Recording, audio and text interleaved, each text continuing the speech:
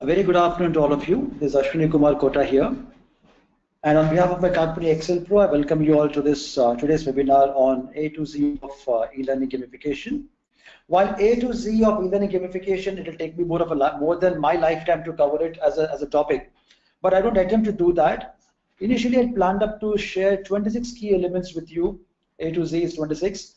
About gamification, which some of you are gamification practitioners or e-learning professionals, you can use those elements and gain from it. It was actually a 2-day webinar, but now due to certain reasons in terms of the festivals and people not being available, we are doing it in 1 day. So I've kept all the key elements here, and some of the elements I'll be sharing as videos subsequently, so I won't pull the webinar too long. We'll be running it for about 45 minutes to about an hour, and I hope all of you join me till then. But if something urgent comes up, don't worry, because after the webinar gets over, I'm going to share the video with you, which you can access it at any point of time as per your convenience. So going ahead from there.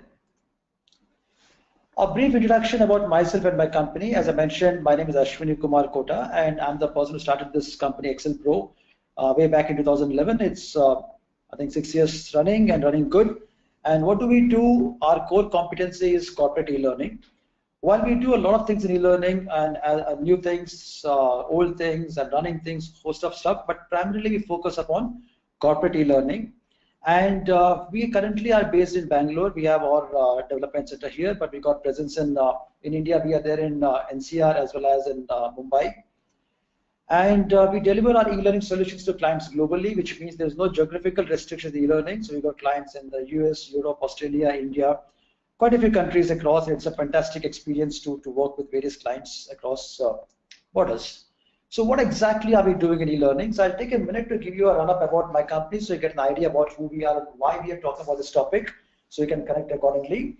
And during the run of the module, feel free. It's a very warm discussion what we're holding it. It's not like a structured seminar kind of a thing. So if you have any thoughts to share, ping me on the text box. You can find a text box on the screen. Write your thoughts onto it or questions onto it.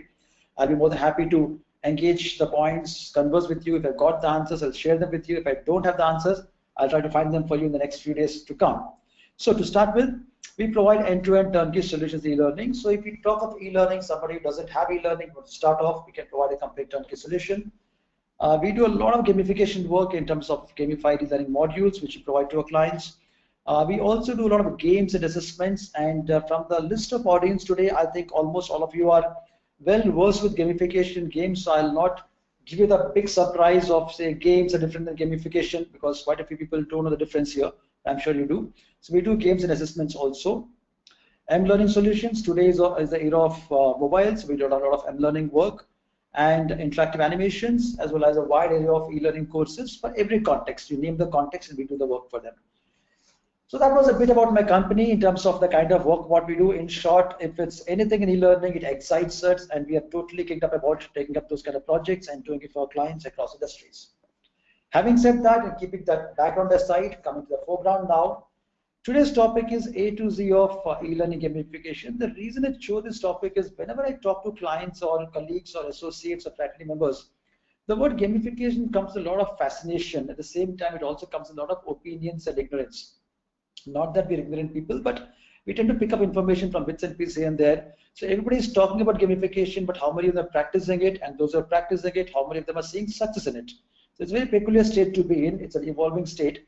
So while I'm be sharing some thoughts, some examples, some points here, there is no right way or the wrong way. As long as your ends are being met, you're able to find results, you're able to get what you want, all is good. I would like to encourage all of you to just not get bogged down by the technological aspect of gamification, because gamification is not a technology, it's a concept. And after this module, if you have not attempted to develop a gamified e-learning module, I think you should at least make an attempt, and you really enjoy it. And if you need any help, we always there to help you, free of cost, of course. So going ahead, while I'm encouraging you to gamify your e-learning modules or create gamified modules, my first question to you before we start is, why do you want to gamify your training or e-learning programs? Now, this question is to the house. While I do know quite a few are very keen passive participants, but I would appreciate a bit of active participation also. So please punch in the text box over there if you have some experience or thoughts. Why do you want to gamify your training or e-learning programs if and when you come across that situation, or if you'd like to do so? Given an opportunity, why would you want to gamify your e-learning programs? I'll hold it for a minute. Please type in comfortably. Top of the mind recall. So whatever comes to your mind, please feel free to punch in.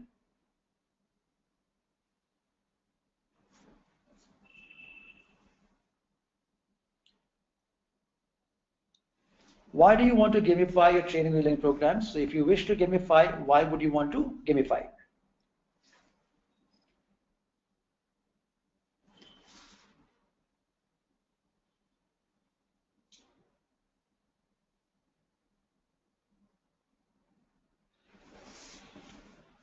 I got a few answers coming up.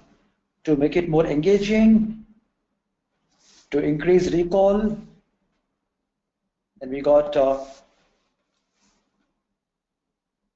yes, I've got an answer from Lakshmi. She says, very interesting practical angle here. One of the common critiques I hear from employees using e-learning programs is that they're very monotonous. And yeah, I would add a word which I also hear is called boring. And people feel like, oh my God, e-learning, the moment you say e-learning, fronts come up, people feel like as if they have to climb a mountain. They're like, oh, it's a very, very different opinion. Yes, probably they've gone through something in the guise of e-learning which is not e-learning, and they have been bored to whatever situation they are in, and they do carry that baggage. Good. So while others are writing in or thinking through, please feel free to type in your messages as you get your thoughts flowing. Some of the more common reasons why people talk about gamification is I would like to make it more engaging, more interesting, or people find it very boring, or I want to have some scoring happening, I want to evaluate. There are various reasons which people give. But I have a view to look at it. My view is very simple. The answer is why slog when you can play? The whole element is that when I can have a very interesting and happy experience, why slog myself and make it into one big, monotonous, painful experience? But it's not required to do so. I'll give you a very simple example, not about gamification, but something practical in life.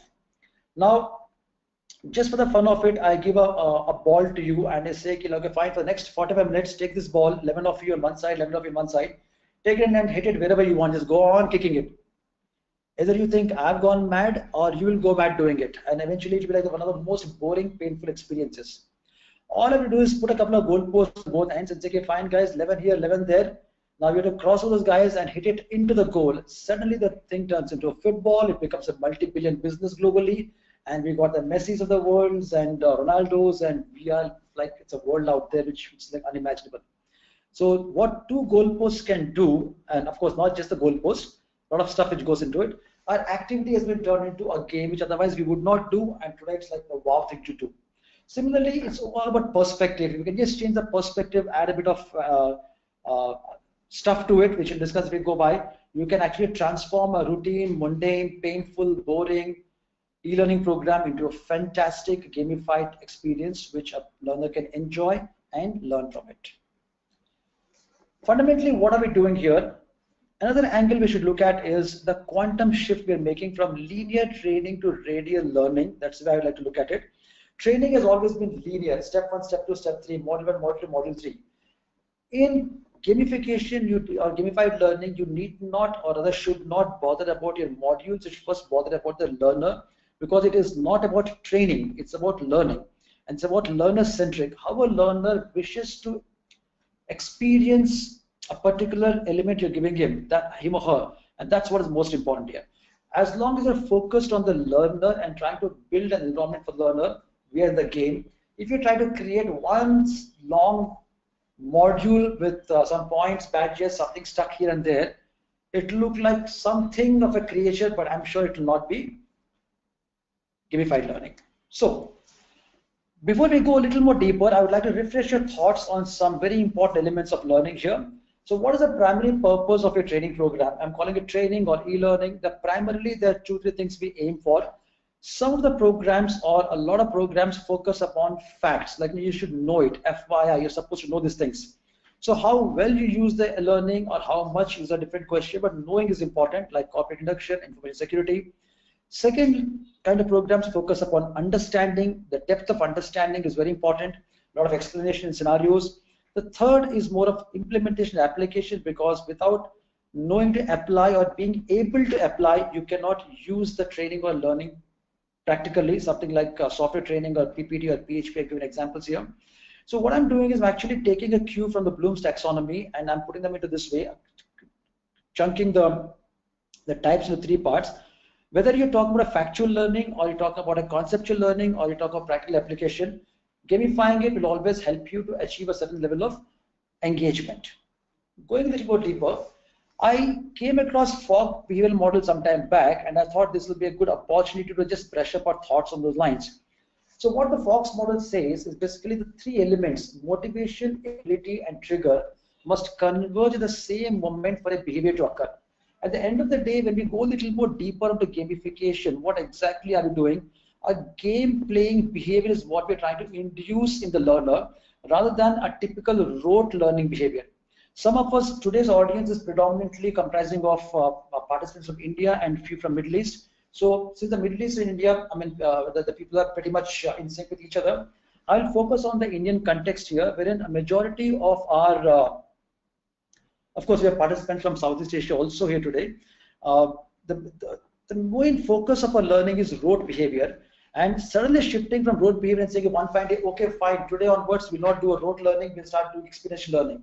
The world doesn't change overnight, and that's what is a cause of concern with many of these gamified learning programs. So what we need to do is, as long as the motivation, ability, and trigger, all 3 are synchronized together, we can hope for a certain kind of behavioral change to occur at that particular moment. And how do we do that? In context of gamifications, give users motivation to do something, the desire, the craving has to come in, the ability to complete the action, and a trigger or a cue to complete the action. This is where the essence lies. As long as I hit up on the motivation, the ability, and trigger, we have a way to go forward. As of now, it is going over the head for some of you. Please don't worry about it. This session is not theoretical, but theoretical models always help us to make good practical decisions. So, the need for e-learning gamification, what exactly is the need? Summarizing the whole points what we discussed so far. What you enjoy doing, you learn faster and better. If I love doing it, I tend to enjoy it and I tend to learn faster and better. While walking on the road, if I love walking through a particular street, suppose I visit Paris and I'm walking past a particular boulevard and I'm loving the street, trust me, one walk down the road is enough to be a memory for a lifetime. And if you ask me the road to my home, how much do I remember? I may not remember it as much, although I walk up and down every day. It might be a boring, pothole-filled, painful experience, so I will not be paying much attention to it. You enjoy it for you to grasp it. Peer work. When you talk about peer work, the people with you, it could be collaboration or competition, both are highly engaging. Then we got hands-on experience and we got motivation, a sense of achievement, which I mentioned a little while ago. So all these things put together give us the need for e-learning gamification, because if you add the engine of gamification to it, these are all things which come and get attached to the module, and they make it a very fantastic learning experience.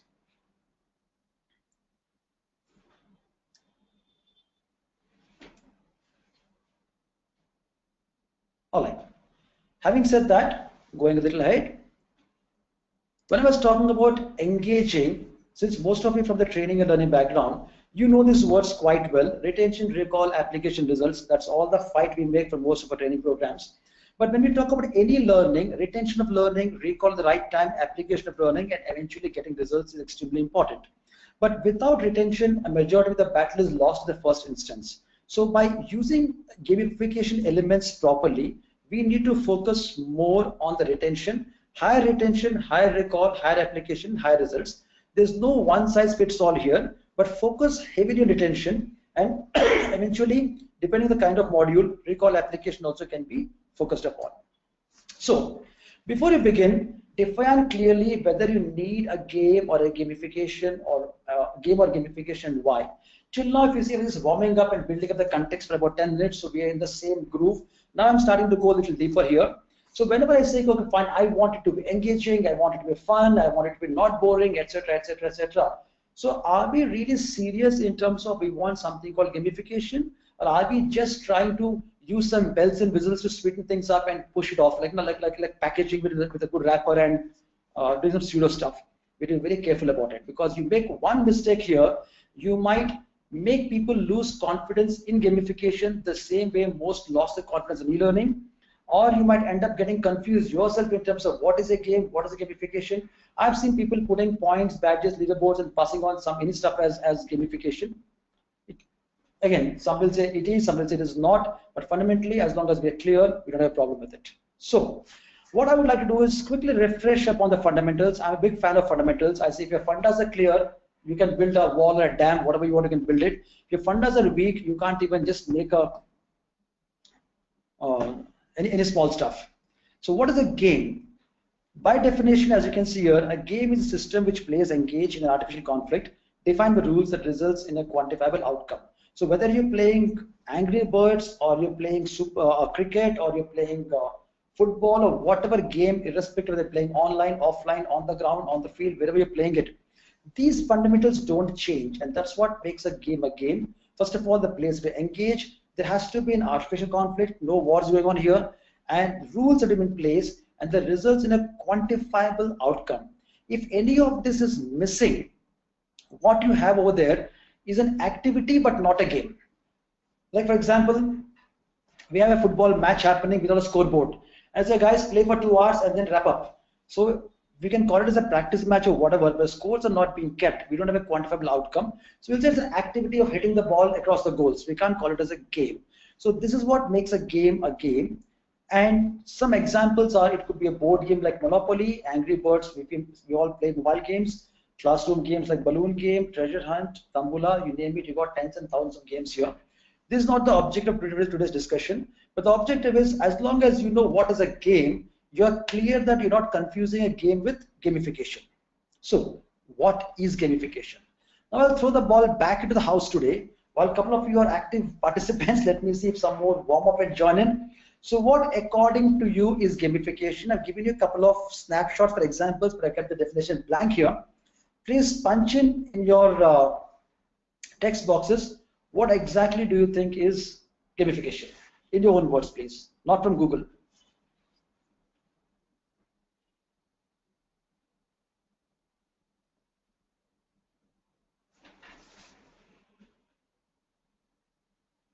In your own thoughts, what exactly do you think is gamification?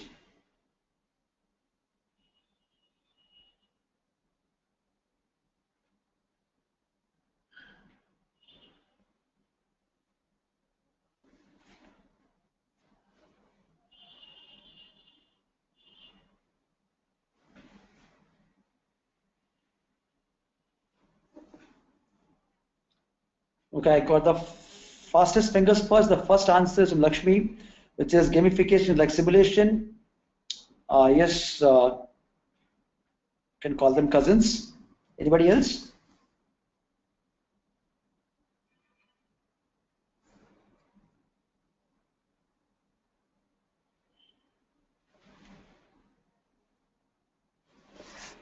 Okay, I got one more answer. Application of game design elements in non-game context. Very practical. Game design elements, little heavy words, but yes, correct. You provide learners with scenario to see how they react, behave, do. Yes, practically yes. Scenario-based learning. Okay. While others are typing in, I'll get back to the module and I'll read out your answers a little later on. What does Wikipedia say? Wikipedia, the know all of the world, says the use of game mechanics and game design in non-game construct. Such simple definition, but loaded to the core, because every word here is like heavily loaded. First of all, we use the word game mechanics. Now, what are game mechanics? We've seen a game, but no mechanics yet. I'll come back to it. Every game has got certain rules or certain elements, which you call them as mechanics. I'll discuss in the next minute now. And game design in non-game construct. So what we do is we pick up an element of a game called game mechanics, take it into a world of non-game constructs, which basically a non-game could be anything that is not a game. I gave a definition of game some time back. Anything which does not fall into the definition of game, including this webinar, is a non-game construct. And if you put a game mechanic into it, it gets gamified. I can use game mechanics to even gamify this webinar because it's a non-game situation right now. Examples, you got something like Duolingo, Nike, Target. These are three very popular gamification examples globally, which everybody goes to. I'm sure you've seen them yourself. Duolingo, if you have not used it, although I've got no association with them, but I've learned a particular language using Duolingo as an app. I've just put up the points here. Not that I want to elaborate. I'll give the details on this one. Duolingo has got some fantastic language learning capability. Like I can learn a language with that particular app. What it does, it lowers your strength on skill you haven't practiced recently and lets you practice skills you already achieved. So it uses gamification to help me learn in a way I'm ready to learn. It doesn't push me. Unlike if you've been to tuitions in your childhood, if you miss 2 classes, what happens? You get backed up and you say, okay, fine, next cover up for the next 2 sessions, come prepared. Duolingo doesn't do that. Okay, gone 2 notches down, it's okay, let's start from that. It gives you experience points for lessons. And when you level up or complete a skill, you earn something like lingots, which are like, it's like a virtual currency, but you can use it to pick up something in the real world. So very nice app which is using simple gamification techniques to help you learn a particular language, which all of us want to learn, but we seldom learn the number of languages we want to learn. I've written some more details here in terms of you can choose a daily goal for yourself. It reminds you to meet the goal every day, your current streak strength, the number of days in a row on which you haven't met your goal. So all these things are measured, captured, pointed at. So what happens is exactly how does a language learning work and what has gamification got to do with it? You walk into a classroom of a training company and tell them, look, I want to learn Spanish, I want to learn English, I want to learn French. They enroll you in three months of course. At the end of the day, you are like a level 1, a level 2, or something happens to you. At least that's the way some of us have learned some foreign languages.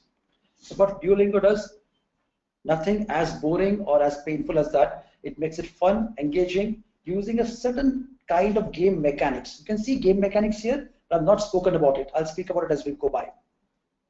Next, if any of you have used Nike Fuel to run a marathon or practice some of those exercises, you would know what I'm talking about. It allows you to compete, collaborate, form a team, form a track, do a lot of stuff, and seemingly painful running or exercise become very wonderful.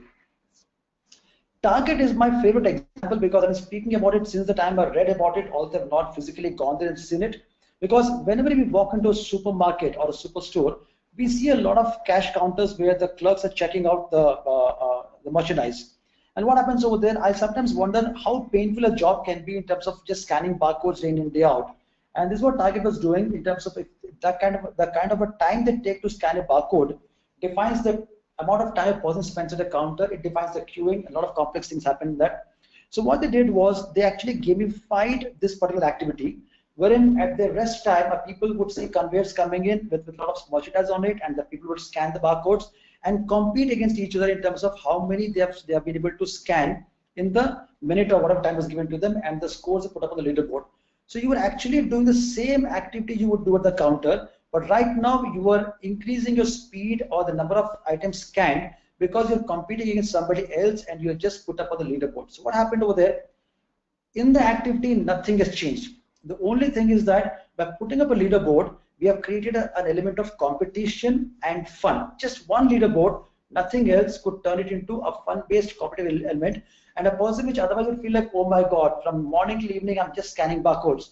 Suddenly feels like, oh, wow, let me challenge you to a barcode competition where I'll scan more goods than you can. And suddenly the same activity becomes fantastic.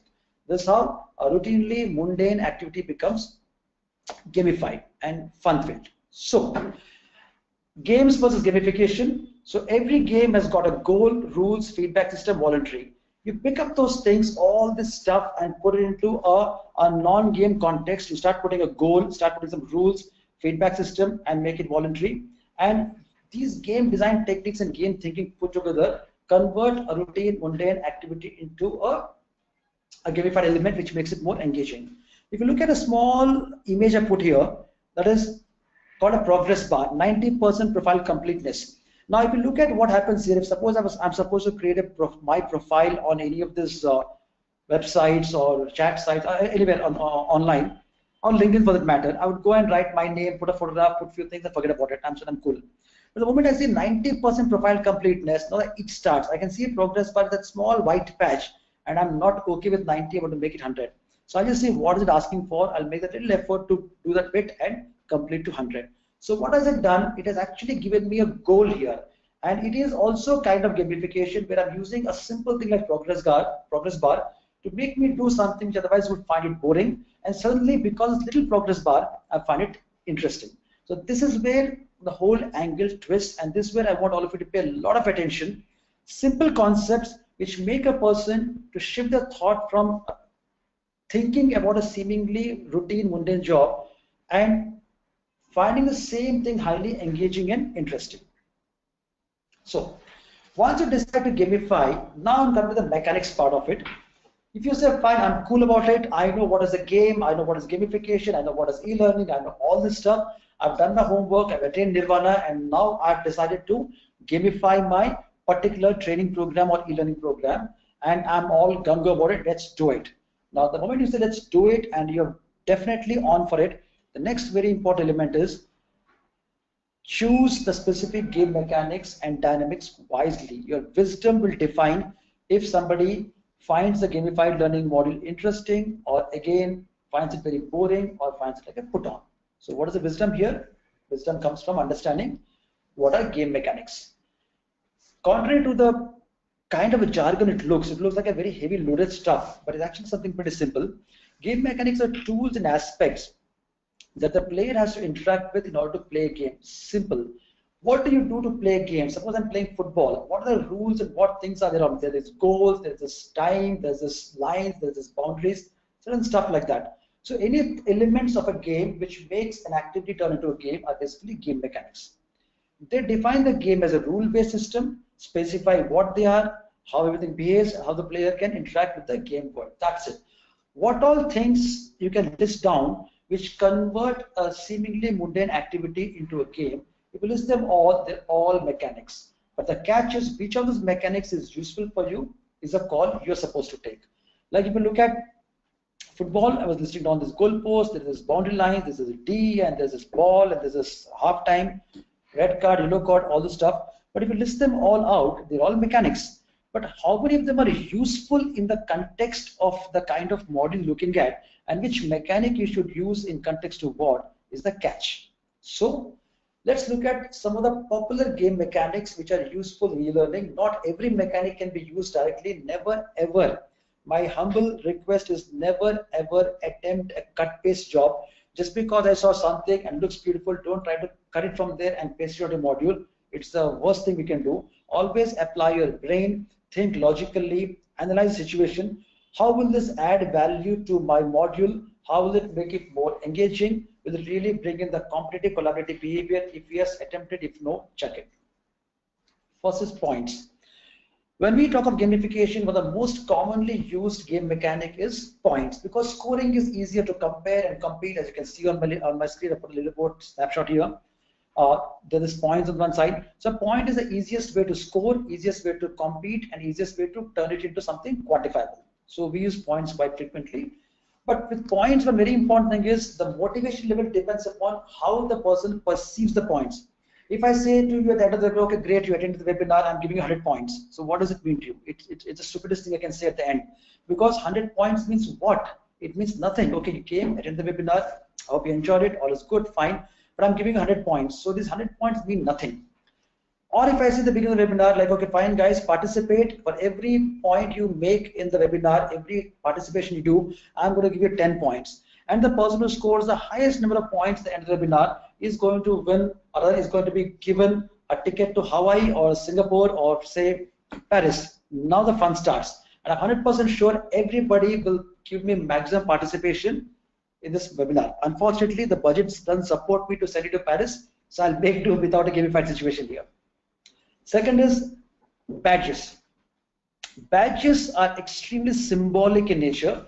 Whenever we are not quantifying with numbers, but we want to identify a person with a group, which is like a collection of people who have got something unique or special. What identifies you as one notch up or a part of a system? That's what we call as badges. Now, badges have to be visually appealing because the visual element is extremely important. Okay, I am with you. So 5 of us have got this, say, it's the star badge. We are the star performers in the company. And one of us has got a golden star. The person happens to be a superstar among the stars. If any of you have flown Indigo, you can see the cabin crew wearing certain badges. There'll be a lady with a leading lady badge, and then there's other air hostesses with certain badges on them. There's a certain kind of camaraderie and one-upmanship which comes in, where badges help you to identify without actually competing in the number space, but it's a sense of achievement. You belong to a particular elite club by achieving a particular badge. But if a badge is not able to create an identity of sorts, it becomes a disaster. Because if I give you a badge for something and you don't relate to it and you don't feel you've earned it, you don't feel it's worth it, it doesn't feel anything special about it, then the whole thing could be a disaster. So always use badges when the desire to achieve it or have it or own it is created in a strong manner among the participants. And today we got a lot of virtual badges, a lot of companies having these badging systems in place, or you can have real badges being given to employees after they go through a particular kind of a module. Leaderboards, I've already explained leaderboard in the example, in the target example, but PBL as we call them, the points badges leaderboards comprise of almost a major chunk of the gamification of the game mechanics commonly used. But what leaderboards do is they give you a direct comparison among people in terms of how good they are or how good they can be. If you look at a very interesting situation, on my screen there's a leaderboard. It's a very complex leaderboard. It has got facts, 6 ideas posted, 1 idea posted, it's got points, it's got badges, it's got everything with a photograph on it. Now, fundamentally, what is it doing? It is comparing the points. At the same time, it's also showing what all a person has earned. So you can have something as complex as this is leaderboard, which gives a lot of information, or you can have something which is like rank one, the top scorer, second scorer, third scorer. Either way, it all depends upon what level of competition you're able to induce and what level of estimate are you able to boost. That defines the design of the leaderboard, what you're looking at for your module. Progress bars. Whenever you want somebody to complete something and it's more like a personal itch to complete it, like, look, I want to complete, I want to push 80, 90, 90 to 100. So completion is always achieved with the help of progress bars scientifically. Things like wickets, you're aware of it. Cricket has wickets, football uses goals, and you can go on. There are about 25, 30 odd common mechanics used. I don't want you to get bogged down by the kind of names I'm reading out here.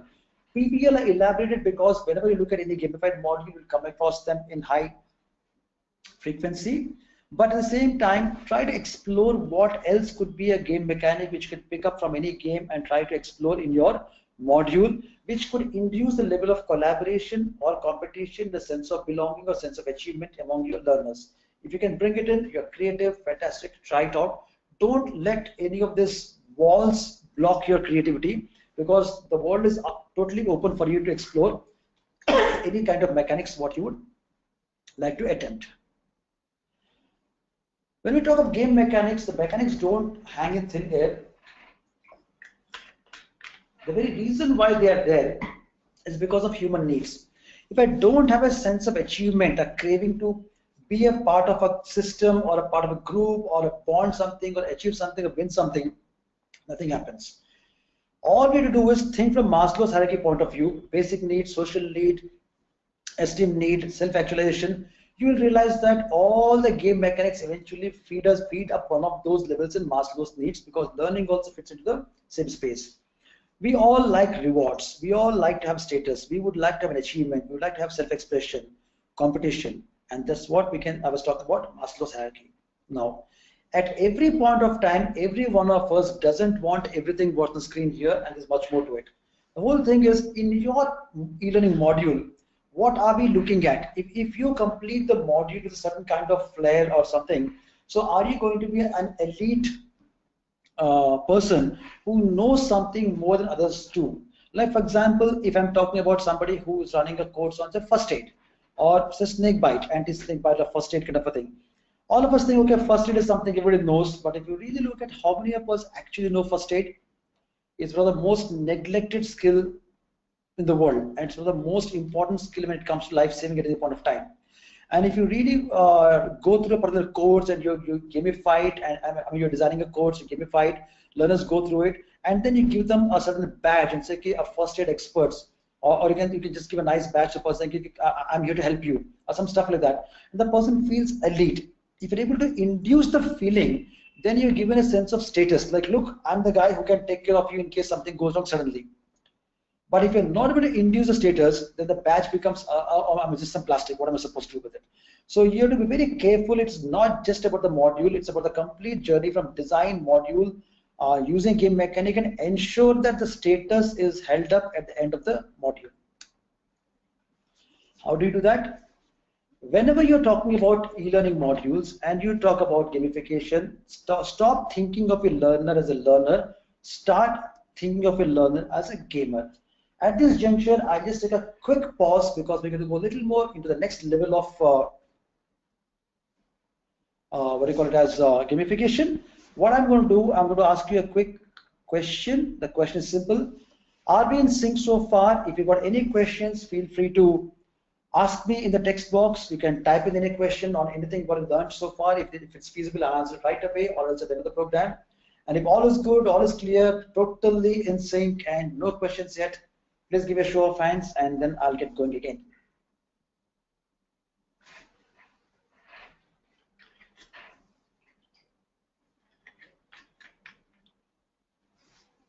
For those of you who joined late, there's a hand button on your screen. You can click the hand button to give me a show of hands. And if you've got any question, any thought, feel free to write in your text box. I'll take in a couple of questions right now, and then we'll go ahead to the next part of it.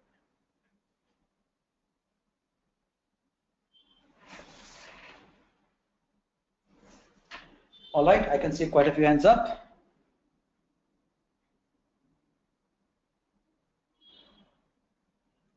All right, good. And those of you who are typing in, I think I can see a couple of you typing in.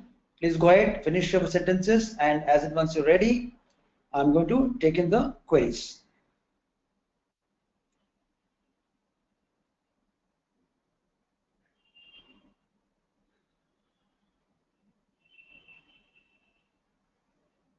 Okay, all's good. As I was mentioning, when we talk of gamification, always think of your learner as a gamer. So why should you do that? That's because if you want a person to play, the person can't be a learner and play at the same time. He will be a learner, of course, in the back of the mind, but the engagement will be of a gamer. So there is something called Bartle's test. I'm sure some of you have taken it up. In case you have not, it's a very fantastic test to take up to see what kind of a gamer are you. This has been designed more for video games, but this is the kind of a test what we can use very effectively in our e-learning modules too. This is a test for gamers, classification based on computer game surveys. So how has Bartle classified them? He's classified them as killers, achievers, socialites, and explorers. So as per Bartle's test, once you take up the test, you'll be following one of those 4 categories. If you're following the killer category, you are like the focus on the winning, rank, direct peer-to-peer competition. It's highly competitive. Player is highly competitive, engaging. I want to win. I want to do something. So you see leaderboards, ranking, competition, power over there. Achievers. These are the kind of gamers who have a focus on attaining status, achievements, positive excellence. Socialites are more like friends and community builders. You will find them in Farmville kind of things. Explorers are like the people who are going for a quest, adventure-based quests, which are very interesting for them. Discovering, obtaining knowledge is what they look at. If you look at these 4 quadrants here, any video game in the world which you have played or come across, you can see it focuses on one or more of these parameters, and the people who like that kind of a thing are the ones who are attracted more to that kind of a game, and then the game gains popularity. We are not in the business of creating video games here. We are in the business of our e-learning modules. But what's the catch here is any e-learning module has got a topic. The topic by itself maps onto one of the 4 behavior patterns here, what I'm looking at. For example, if I'm talking about selling skills, selling is all about achieving numbers. So the kind of design I'm looking at, I'll be seeing the entire bunch of gamers as killers. At the same time, if I'm doing a business strategy or a critical thinking module, I'll be looking at the business strategy model with the perspective of achievers, because a sense of achievement or positive achieving excellence becomes extremely important. If you look at a team building module, I'll be seeing the entire bunch of socialites and designing a game by keeping this particular perspective in mind. So,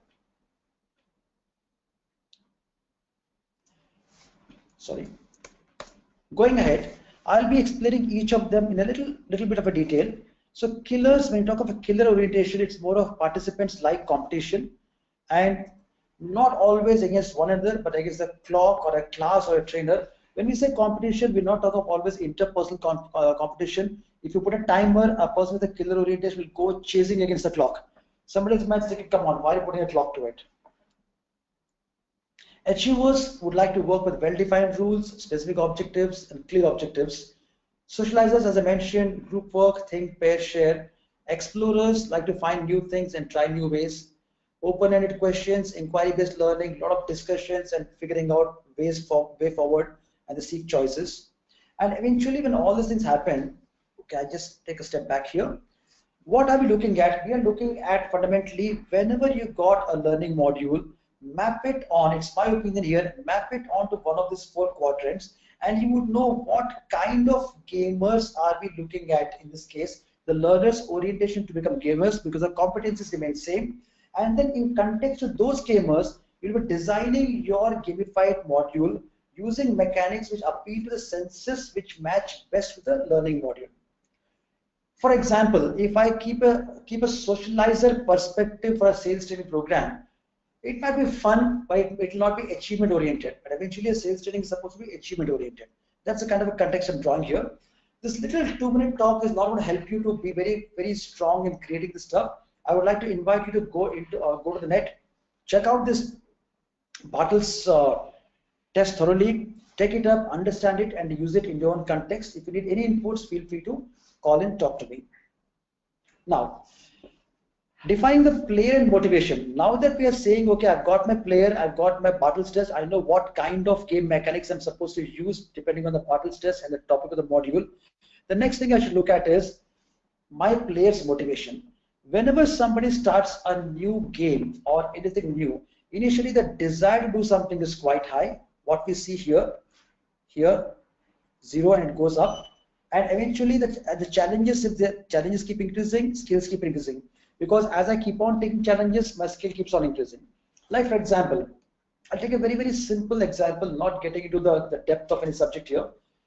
I'm sure all of you played Angry Birds at some point of time or the other. The first time you touched Angry Birds, what would happen? You'll say, what is this? I'm just going to pull something, drag something, drop something. It's okay. You might have had all sorts of feelings.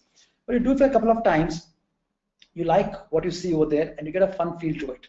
But the skill is not high, so whenever you're dragging the bird back into the catapult and trying to shoot it, it goes somewhere here and there. After 10-12 tries, what happens? Initially the challenges here, and as the skill increases, you're able to take up the challenge and overcome it.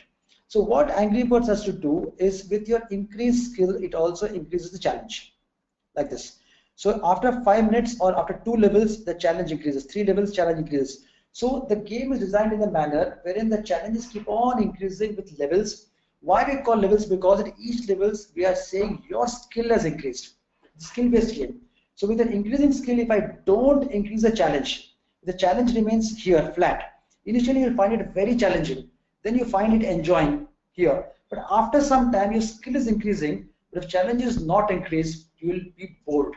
So while you're doing gamification, the catch is to stay in this funnel, wherein give a challenge, ensure that the person is able to try it, figure it out, do something and win it. Sense of achievement comes in, but before the person becomes bored, we are supposed to increase the level of challenge. Either you can do it consistently over a period of few iterations, or commonly we call it as levels. The flow in terms of level 1, level 2, level 3 gives a person a sense of achievement, always ensures boredom is not there, and if a person is not able to go to the next level, but in the previous level, the particular person practices it till he increases the skill and is ready to go to the next level. This model is called the Mihaly diagram or the Mihaly's flow model. It's on the net. It's a very fantastic model for us to think from the gamer's perspective and how a player and motivations work. If you apply this, then your gamified module will have multiple levels designed in such a manner that at each point of time, the learner's knowledge, depending upon the kind of module you're talking about, is it a fact-based module, is it understanding-based module, or application-based module? Depending on the kind of module, your challenges will be designed accordingly, and at each stage you know exactly where the person has reached, and before the person gets bored, you increase the challenge out there. If you see, I'm not going to the examples of gamified learning, etc. right now, because you can find them on a website too, and you can apply these thoughts to any of your modules. There is no restriction here, but getting the fundamentals clear is very important. Now, once we're done with the mechanics, the dynamics become very important. Dynamics is nothing but the same flow I was referring to earlier. It refers to the emergent behavior that arises from gameplay when the mechanics are put into use. Now, what does it mean? It means once I apply a game mechanic, if I say, okay, fine, This is the like a points badges leaderboard. I've given you a leaderboard. Now all of you start. I'll give you a live example. Let's take target example. Put a leaderboard out there and basically find all men stand on the desk and start scanning the barcodes. They start scanning barcodes for the first 5 minutes, and then we see one person top of the leaderboard, second following, third following, something else. But if you ask them to do the same activity second day, third day, fourth day, fifth day, 10th day, it'll be a disaster. Why? Because skill is completely there. Leaderboard is fun for the first time because boring. So what you're supposed to do, you're supposed to create a flow. That's when you create some levels, you create some obstacles, you create some big objects coming in, you create certain groups out there, you do certain things which ensure that the flow is always held in the middle path, which I showed in the Mihaly's diagram here. As you can see on my screen, the flow channel here. So the kind of elements you induce into your module to ensure that the gamification does not allow a person to get bored with the acquisition of skill or get challenged and give up because of inability to cross a particular level, both have to be taken care of. Then we are completely influenced the game dynamics. How do you do that? The pacing of levels, reward schedules, and how you give some surprise gifts to a person. The pacing of stuff predominantly in terms of what happens when in the progress of the gamified learning module is all about dynamics. Examples. A classic example, I'm taking the examples from games rather than gamification. If you look at KBC, that's a very popular game show, or you can say quiz show in India, Kaun Banega Crorepati. What exactly happens over there? It's actually a quiz show, and how many quiz shows have you not seen? And how many quiz shows don't happen every day on television? But what is so special about KBC? Of course, the reward money is high, and there's of course the brand anchor Amitabh Bachchan and all this stuff. All fan following is there. But apart from that, the design of the game itself, you see, it's got a flow to it. The first few questions, you got some clock ticking. Then after crossing a particular level, there is something which opens up. One lifeline opens up. After completing a few levels, then there's a 5 crore thing opens up. They build the flow in such a way. It is not like question answer, question answer, question answer, question. It's not like that. After a few question answers, something happens to you which makes it more interesting and engaging. Similarly, in Angry Birds, you've got the levels and things happening to you. Duolingo is a fantastic app, as I'm mentioning, where when you talk of learning a language, if you're not able to push beyond the limit, or if you're busy and not come to the app for a while, it ensures that it gives little thrust with the help of certain game dynamics. At the end of it, not yet the end of it, but one key element in the middle of it is always remember what is not measured is seldom achieved. With all the gamification, if we are not measuring it, it's still an activity.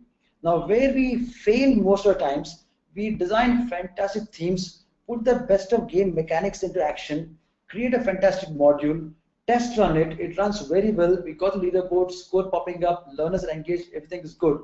But eventually, we have to measure something. And what have we got to measure is what is very important in this gamified learning modules. What you measure is a set of things. First is, if you're gamifying it, you have to measure the element of gamification. So you need to have the parameters for gamification to measure. You have to measure the level of learning, knowledge, skill, and ability. Of course, competencies here. And you should have parameters for measuring the knowledge. And clubbed together, we should have the parameters for measuring the success or ability of the gamified learning module to deliver results. What's the googly here? The googly or the catch here is, you have done you developed a fantastic module, done your research, created stuff, taken the content, done all the bells and whistles, put in your game mechanics, game dynamics, the themes and stuff like that, tested it, tried it, and launched it. Oh, it's all great, everybody's happy.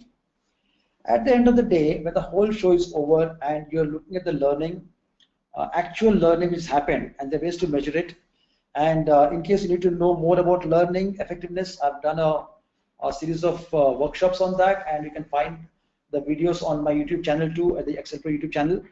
Coming back to this, if you look at measuring and then you find there is a set of people who took a normal classroom program, some took an e-learning program, some took a gamified learning program, and the difference between all of them is incrementally not so high, which means what? Which means the learning happened almost to the same extent across all three modes. So what was the great idea about making it gamified? That's a question mark. So you need to be very clear, By gamification, what exactly are we trying to achieve? Are we trying to gain some incremental benefit out there, or are we talking about transformational learning experience? If you're not talking of a significant transformational learning output, experience plus output at the end of the day, then it is not worth the effort of gamification. It will be akin to something like a better mousetrap. So be sure don't fall into it. So I put in a few parameters for your comfort here. First and foremost, you should always measure the key performance indicators. So what are key performance indicators? Like every performance indicators, measurable parameters have to be defined as per the module and the gamified learning module. Always set clear measurable KPIs for your gamified learning modules before you commence designing them. So if I say like I've decided to go with gamification, I want to have a gamified learning module. Decide, okay, after I gamify the module, what exactly am I aiming for? How is it going to be much more beneficial to the learner than the previous module in terms of retention, recall, application, results? At each level, how am I showing a significant difference? I may not show significant difference at every stage, but at least one stage I should show a significant transformational difference. If not, don't even bother about it. You're only adding bells and whistles. Tactical indicators, actions that increase probability of success. So tactically, in terms of, okay, when I'm talking about a module, like we discussed about boring modules and engaging modules. So how can I make the boring module more engaging? But at the same time, after making it more engaging, what am I gaining out of it? There are business indicators in terms of results, the performance. Okay, the person has learned this, then eventually it has to turn into certain output. It could be application of particular software. Like suppose I'm using PowerPoint here. If I've given a gamified PowerPoint model to somebody, and the person is able to use those tools by recalling what tool to be used at what point of time in a much more faster and better fashion than we otherwise would, I'm on. But I should be able to distinctly showcase it that the people who did not use it of a similar competency levels and similar orientation were way lower on the scale than this person as far as learning and application is concerned. I've just mentioned KPIs. I've not gone too deep because your KPIs have to be very focused on the retention, recall, application results. If you focus on that, then you see the same KPIs will be applicable for the non-gamified and gamified. But by gamification, which of those parameters am I able to spice up or I'm able to show a strong enhancement? Hope I'm clear on this one. The second parameter, another very important parameter, is the rate of adoption. This, I'm not sure if all of you are aware of it, so I'll just give you a little snapshot about the rate of adoption I'm talking about here. The number of targeted learners. In this case, we're talking about group. One more thing is when we talk of gamification, we don't use gamified modules for one person or two person, because gamification is always focusing upon collaboration and competition. So if there's no collaboration, no competition, one man sitting in the corner punching something and feeling happy about it, well, it could be gamification, but it's not the best of gamification. So when we are focusing upon gamification of e-learning modules, we're talking about a certain audience. So the number of targeted learners who start using a new gamified learning intervention during a specific period of time, the attraction quotient, and how much is that thing happening. So how many of them are adapting to this new thing is what we're focusing upon. So there's something called adoption curve, which talks about the first 24 hours. So after you launch a particular module, what is the kind of viralness it's generated? So one person goes through it and finds it so exciting, he can't keep his mouth shut, he goes yapping all over the place, like, okay guys, I've got this amazing thing, try it out, I'm challenging you, you compete with me, I'm forming a team, you collaborate.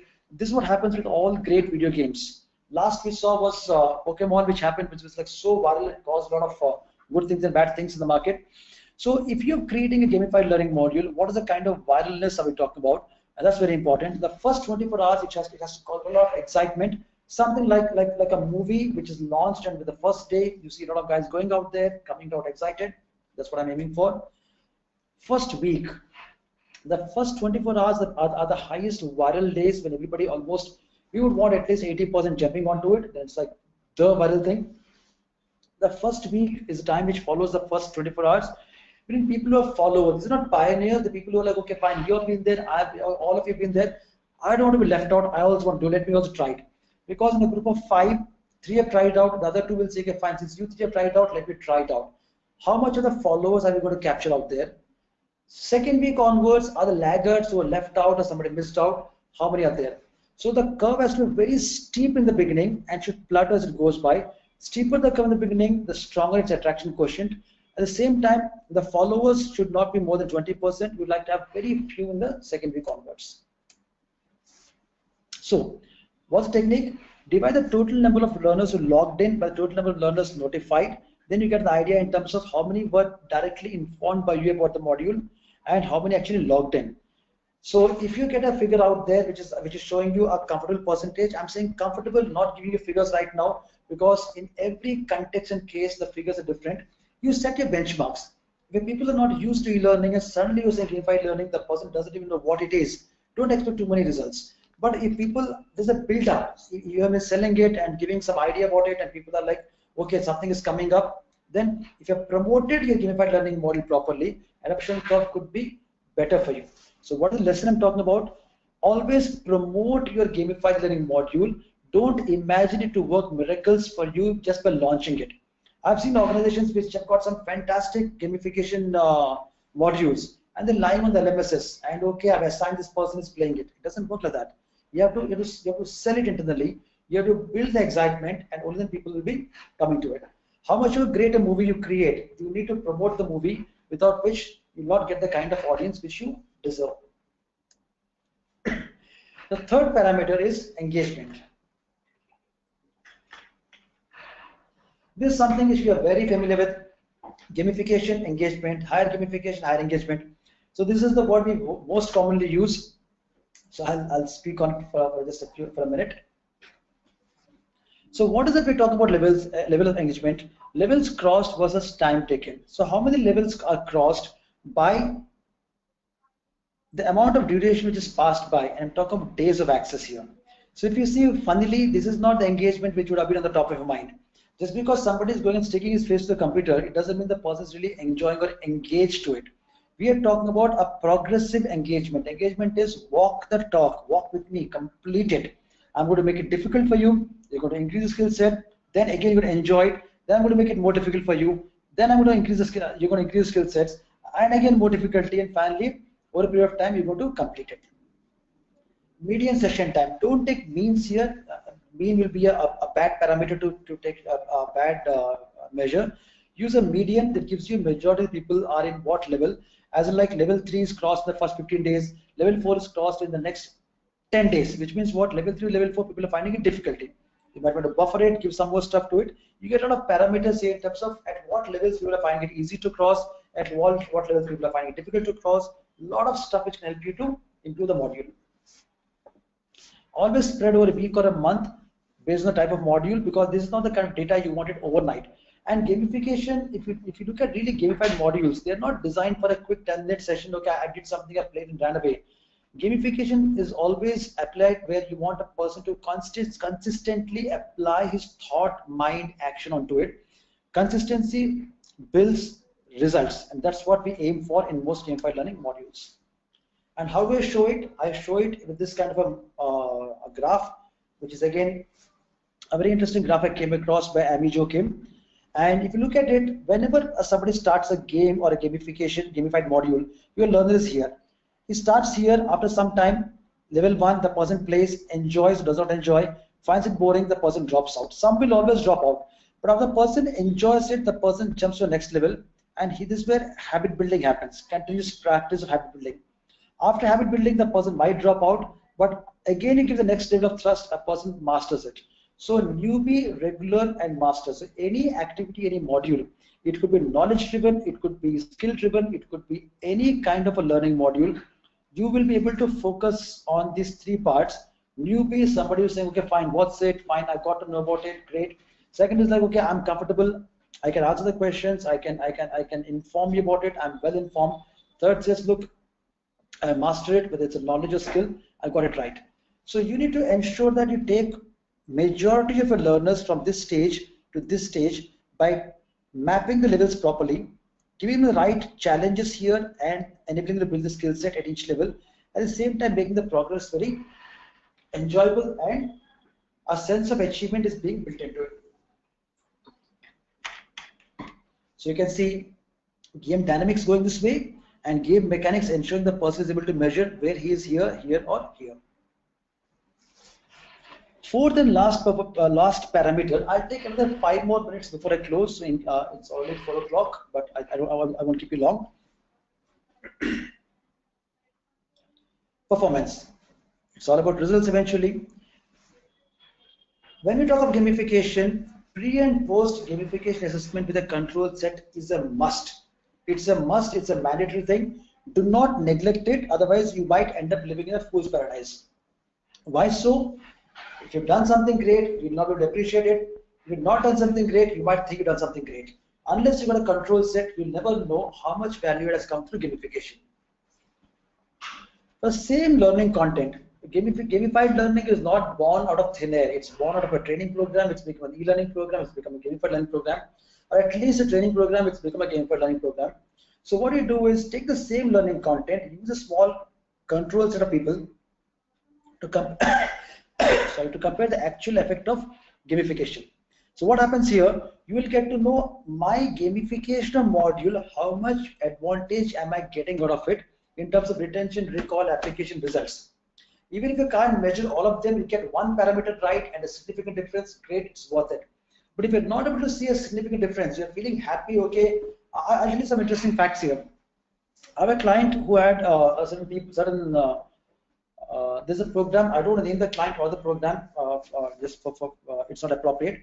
So there's a program which all the employees in the company were supposed to take every year, you know what kind of programs, compliance programs, and every year they used to have a tough time getting the people to run through the e-learning module.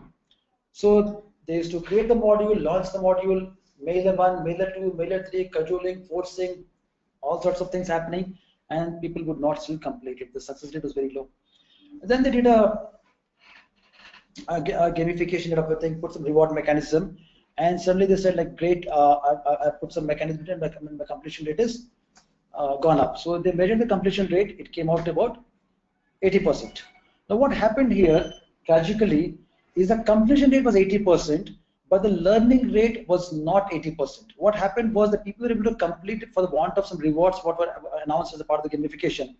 But it was all totally lopsided because the people were going through something, asking the answers to somebody else, giving the answers here. The way it was designed, it ended up being a very lopsided activity where the concerned manager was very happy. I've increased my engagement score from 30% to say 60-70%. He was very happy.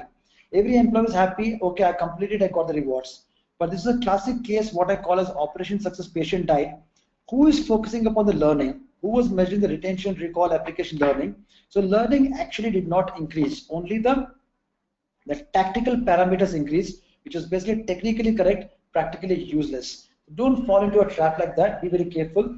It's eventually learning we're talking about, and gamification should get you a higher score on the parameters I mentioned. Focus on recall and application is very important, and beware. Now this is one googly, you should always be beware. The results can be negative too. The kind of example I gave you, luckily for them the results did not go negative, but in some cases the game can be so engaging or disconnected from the content. The people end up playing the game, although you use game mechanics, but the playing game becomes interesting, and you might end up losing total control of the learning part and might become a total disaster. And to add to the boring bit, it also happens, I've seen a particular situation some time back where a boring module was turned into a boring game. Now what could be more worse than this? Because the particular trainer who was wanting to gamify the module liked a particular kind of a game, and he decided to just copy the game and create a theme built on the game. And in India, you will see a lot of gamified modules which are based on cricket. Okay, just because the trainer loves cricket, the trainer can't imagine everybody in the world loves cricket.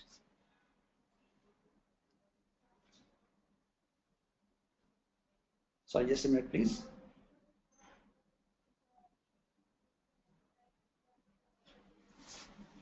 All right. So what happens here?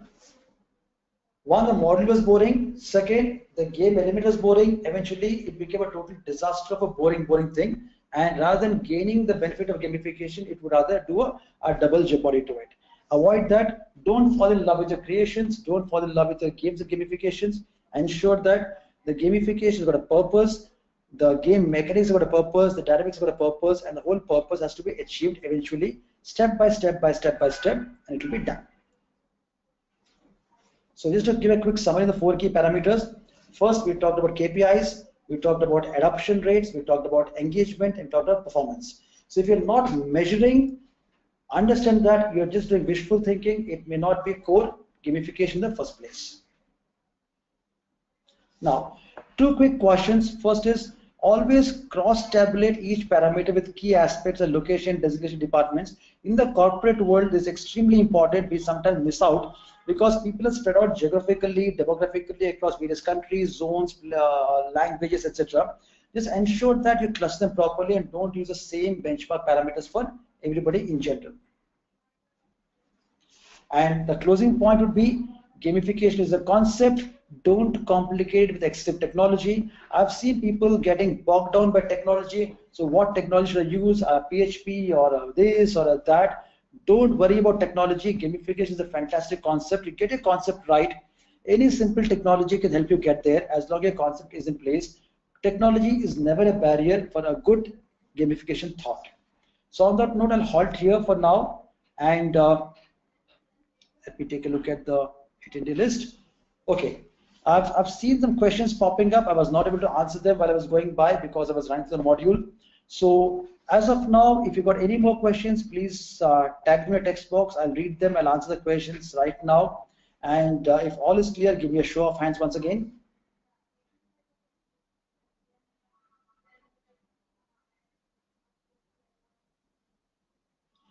Any questions, please type in the text box. All is clear, give me a show of hands. And while you're doing it, if you'd like to take a look at some of the gamified designing examples, you can always visit my website, playxlpro.com/portfolio. I put it on my screen here, playxlpro.com. You can visit my website, you'll find all these gamified learning samples. Some are very interesting, some are engaging. They're just samples, they're made for different contexts. And if you'd like to know more about gamification, always feel free to ping me.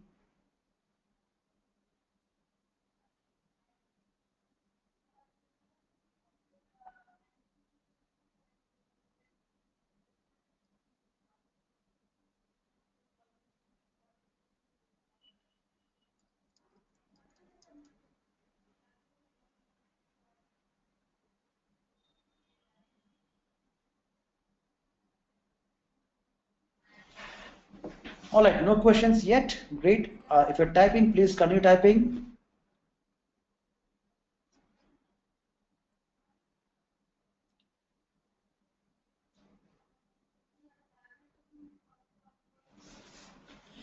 Okay, I got a question on Lakshmi here. Have you used or seen gamification being successfully used in behavioral and leadership skills training? I have seen gamification being used for leadership skills training particularly, and a lot of people have attempted it in behavioral training, but I will never, I'll be very reserved in saying that I've seen a successful implementation. I can say successful application where they were able to launch it off, but results I've not seen yet. I've not seen any quantifiable results where we can say because of gamification so and so changes happened. Maybe because the data is not yet there, or maybe people have not captured data. But I've seen application of gamification, and a lot of countries, even in our country, a lot of people are trying out. Especially, I've seen something happening for senior management leadership, situation leadership, all those things.